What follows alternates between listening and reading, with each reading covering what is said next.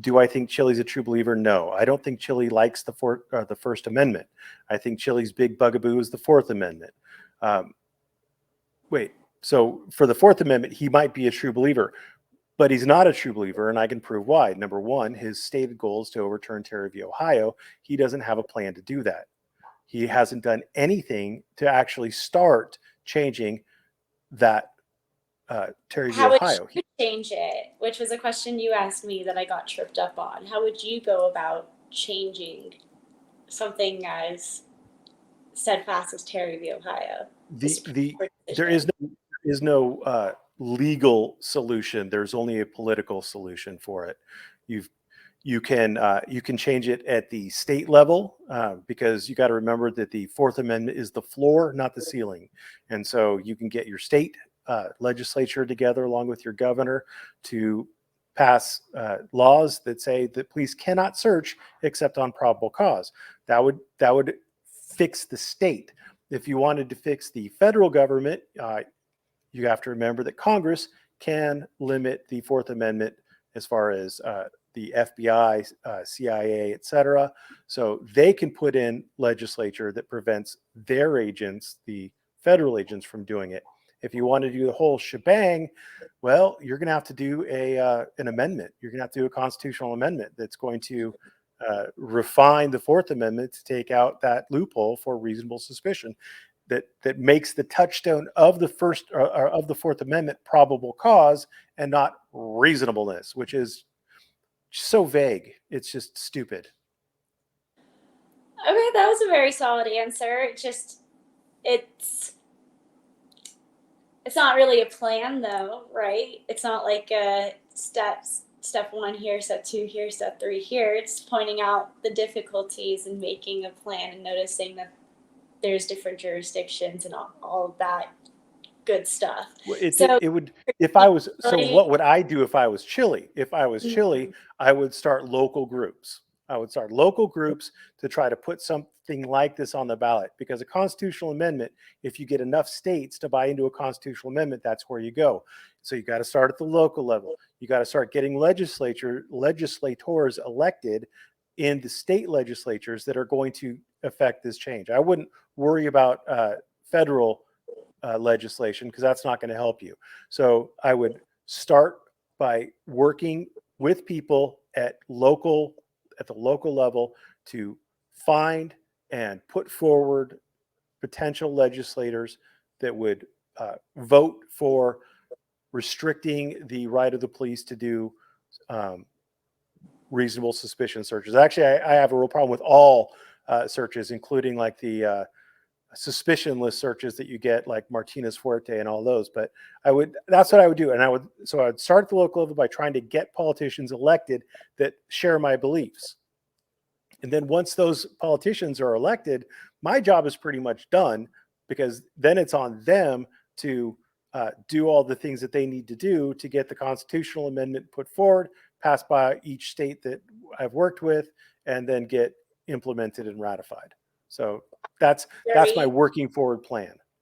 very thought through. Okay, fair. All right, that is fair. So, how long have you been following Chille?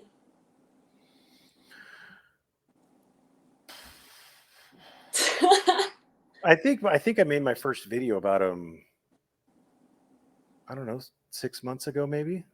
Oh, that's not that long. No, I was very late to the party. Yeah. What brought you to Chille? Your Discord? People on your Discord? People on my Discord started talking about him and said, "Hey, what's up with this trifold thing?" And then, yeah, what did you say? That hold on. That's also not really like a legal issue though. That's looking at the trifolds. Was there ever a time someone in your Discord brought you to something where you're like, I have to do legal research? Like, that's a actually super interesting question. I have no idea. Let me figure this out. Well, the trifold had, I think, 12 cases on it or so. 2, 4, 6, 12 cases. And the cases, number one, they were boiled down by Chille into like a tagline. So like, use this in this situation. Here's the tagline that you say to the cops. Here's what the case stands for. And all of those things on all those cases were pretty much wrong. So I had to, and on some of them, like that 1941 case, Danforth versus Tesh lines, like Oh yeah, he uses that one a lot for vehicles. Once you have a right to travel, then you have a right to stop. But the thing is, it specifically says on highways you can only stop if your car is not obstructing traffic, and you need to do it for necessary purposes, and you could only stop for the length necessary before you have to move on when you're in certain areas. So I'm aware that but he says I have a right to stop at any point, and he uses this for when someone is pulled over by a cop, and then he'll pull up behind them and then start videoing, and he's like, I have a right to stop here to video. And then when the cop says you're using touchline incorrectly, which I think I have heard before, he's like, well, it is a necessary purpose of me doing my job, which is videoing cops. And I was like, that's an interesting argument, kind of. Interesting is a good way of putting it. Yeah. So all of those cases, it was legal. It was a legal issue. He's giving this legal advice out. But People are taking it.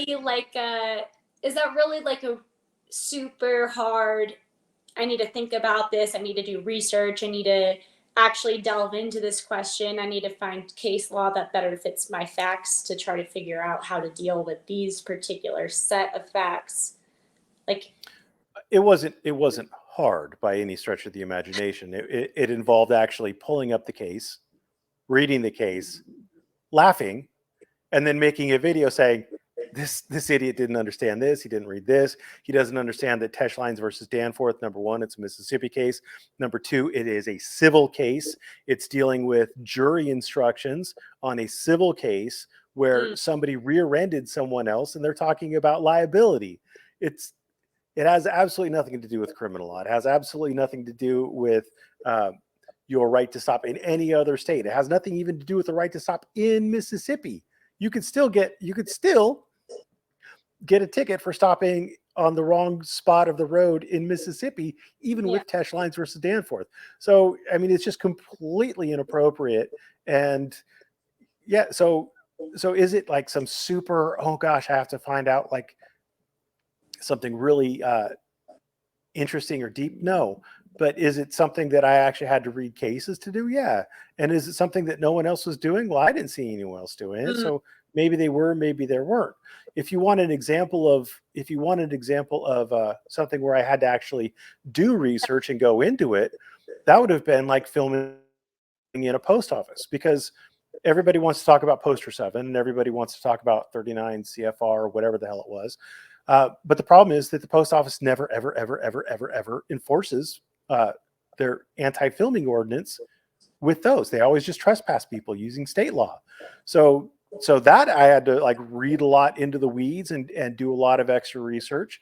The 18 USC 795, filming a vital military installation. Again, no one gets charged and convicted of that. So I had to do a lot of reading into the weeds and following little trails. So those are like those are examples of things where I actually had to like extrapolate out from other cases and give my best estimate of how it would play out in a actual criminal charge. And 18 USC 795, I think I was right, because James Freeman, as soon as they didn't have the guard there to testify that his feet were actually on the base where he would have been. Freeman story. Can you briefly tell it?